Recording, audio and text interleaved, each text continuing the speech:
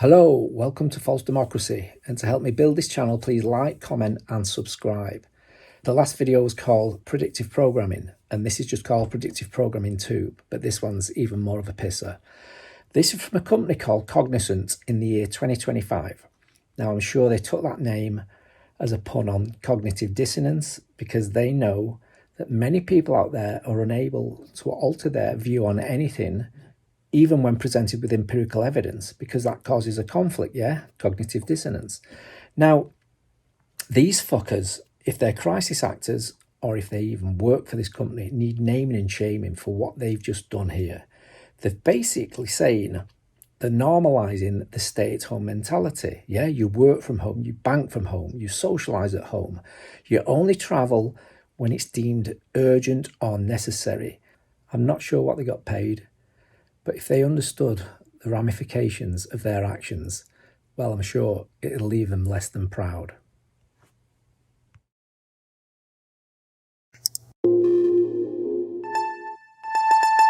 Well, hi everybody. I think everybody's on now, so let's get started.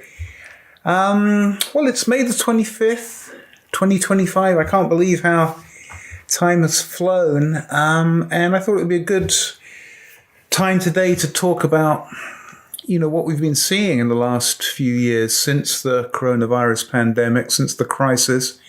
It's almost 5 years now, and clearly so much has changed. Very little is unchanged by what's happened. The way we educate children, the way we bank, the way we do everything, the way we entertain ourselves, and clearly, perhaps first and foremost amongst the things that have changed is the way we work. Clearly kind of virtually and online has become the norm. Travel's the last resort, not the first resort now.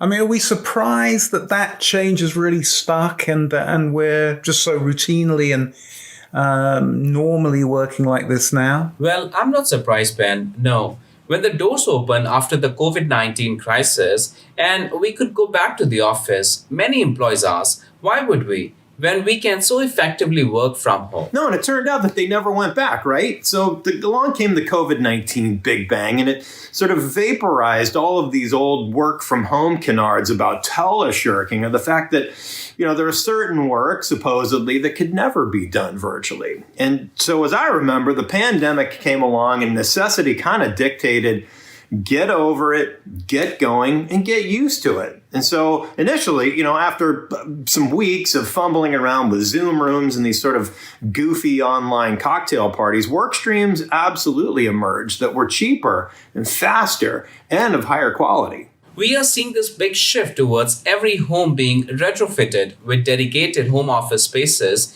equipped with soundproofing, separate voice-driven entrances, podcast booths, 3D printers, and ergonomic everything. And people aren't just using these spaces for remote work. They double up as the new social hangout, the new pub, bar, club. They're a place where we can all meet to connect in virtual reality.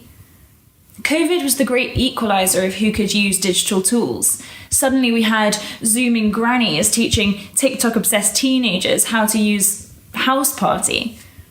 Now every generation sees the benefit of maintaining real-world relationships inside the machine.